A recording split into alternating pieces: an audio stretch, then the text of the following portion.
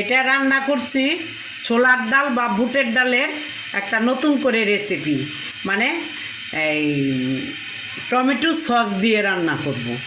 দেখুন, হ্যাঁ, এই প্রথম শুকনা লঙ্কা দিয়ে দিলাম, এই তেজপাতা তা ধুয়ে নিয়েছি তো একটু জলে করে, যাই হোক, হ্যাঁ, এটার মধ্যে আমি এলাচ দারচিনি দেবো না, এই দিয়ে দিলাম শুকনো লঙ্কা একটু দিয়ে দিলাম।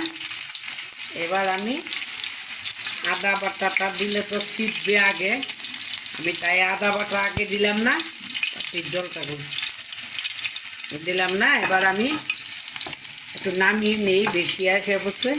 শুকনা লঙ্কা জিরার গুঁড়া টেবিল চামচে 1 চামচ মানে ভর্তি করে দিলাম, একটু জল দিয়ে দিলাম। এবার একটু শুকনা লঙ্কার গুঁড়া দিব, শুকনা লঙ্কার গুঁড়া দিয়েছি। এবার হলুদ 1 চামচের থেকে একটু কম দিয়েছি, হ্যাঁ দিয়েছি। এবার নেড়ে টেড়ে নেব। এবার আমি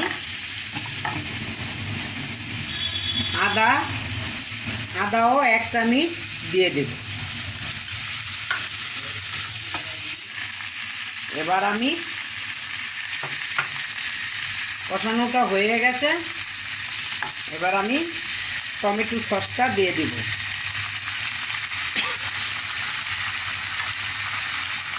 এই রান্নাটা আমি আমার মেজো বোন, আমরা 3 বোন, আমার মেজো বোনের মেয়ের কাছ থেকে শিখেছি।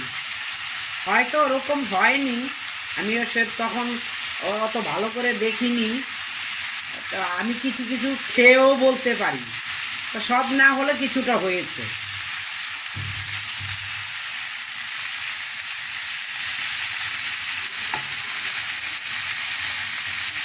হলুদের গুঁড়াটা একটু দিয়ে দিলাম, আরও 1 চামচের মতো দিয়ে দিলাম।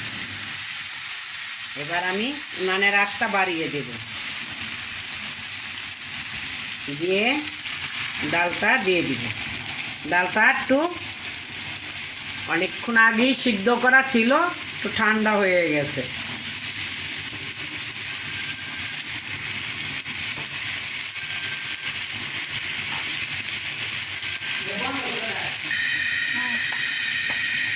হ্যাঁ, আমি চেক করে দেখেছি, একটু নুনটা লাগবে, নুনটা একদমই কম হয়েছে।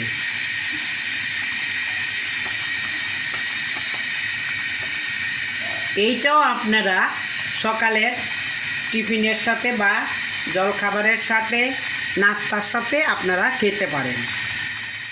অনেক সসটা আপনারা নিজেরাও ঘরে করে নিতে পারেন। একদিন আমি সস করাও আপনাদের দেখাবো, টমেটোটা ভালো করে বেরো আমি দেখাবো আপনাদের। কিনতে মনে করেন সসটা অনেকই ভিতরে থাকে কম, হ্যাঁ, কিনা জিনিসে, আর নিজেরা তৈরি করলে অনেক হয়, অল্প পয়সাতেই অনেক হয়, আপনারা নিজেরাও করে খেতে পারবেন। যে সসটা আমি দিয়েছি সেটা আমি কিছু নিজেও করেছি, আবার একদিন আপনাদের দেখাবো। হয়ে এসছে, এত করবো না, পরে গিয়ে আবার একদম শুকিয়ে যায়। আমি এবার নামাবো, আর একটু হতে থাক। গন্ধের জন্য 2টা এই যে কাঁচা মরিচ বা কাঁচা লঙ্কা দিয়ে দিয়েছি। আপনারা খেয়ে দেখবেন এই রান্নাটা যে কী স্বাদ, এটা আমি বইলা আপনাদের বুঝাতে পারবো না। হ্যাঁ, ধনে পাতা না দিলেও হয়, তবে আমি হালকা করে একটু দিয়ে দেব। অনেক স্বাদ। আমি যদি যেভাবে রান্না করেছি সেইভাবে আপনারা দেখে যদি করুন, সেইভাবেই যদি হয়, তাহলে আপনাদের এরকমই স্বাদ হবে।